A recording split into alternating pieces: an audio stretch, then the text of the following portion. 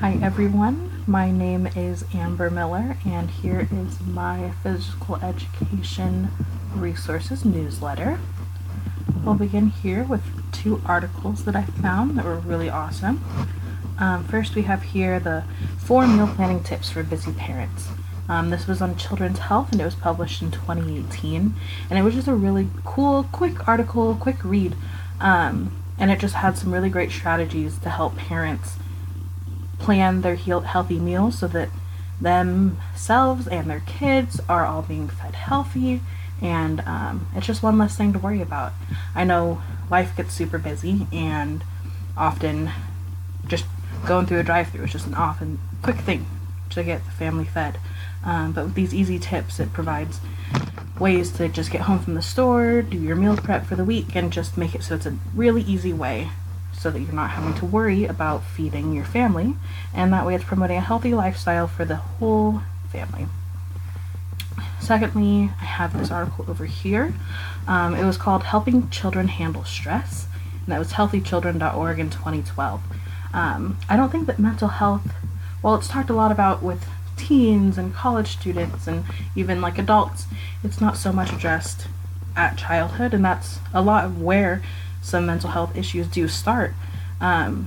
If we're helping students and our younger kids to understand stress and understand their emotions and what they're feeling and being able to express that and positively react to it, I think that's something very important. And also it's very important to let students know, like, it's okay to not feel okay all of the time. I think that that's just something that isn't always addressed for our kids, and this article was just a really great way, not only for parents but also for teachers, to discuss mental health and stress with students and how to handle that.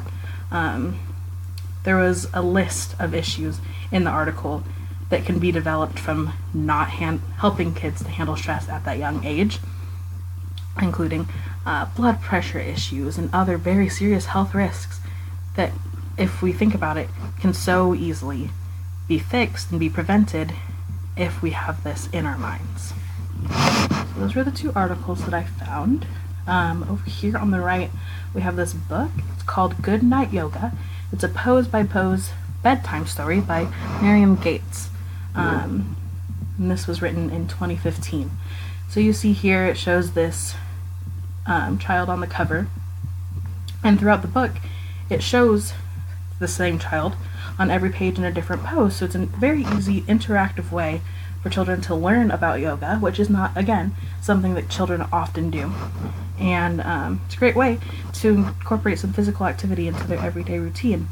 It's a good way to relax before bed, and it's a good way to just like bring in some activity to the household, and in this the parent doesn't even necessarily need to know anything about yoga.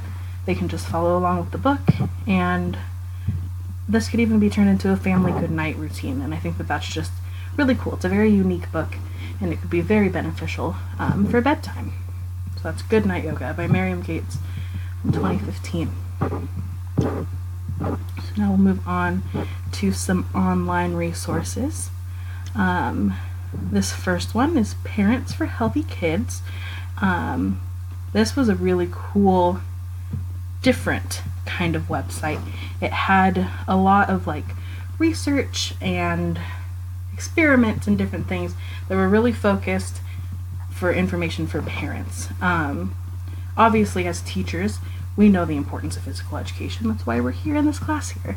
But often parents don't really understand it. And I remember my mom being very frustrated when she was younger, and she was like, oh, well, why are they just making you run laps if you're just getting embarrassed? And I remember she just had a very negative view of PE for me because I didn't like it. And that kind of reinforced me not wanting to participate. And I think that it's very important for parents, teachers, and students to all be on the same page for the different benefits that can come from physical activity, and as well as emotional and psychological wellness. So this was just a really cool interactive website for parents to be promoting that healthy lifestyle at home, so it's not ending at the end of the school day. Down here we have choosemyplate.gov. I loved this site. It was just so fun and interactive, and just made it very easy to kind of just see the way you should be eating. It's just, we hear all the time, the food pyramid and all of that, but this was a very personalized approach, which I thought was very, very cool. In this way, kids can go in and like choose their own dietary thing, their dietary guidelines. They can create their plate on this website. They can explore different options and just really learn a lot about nutrition and the food that's going into their bellies.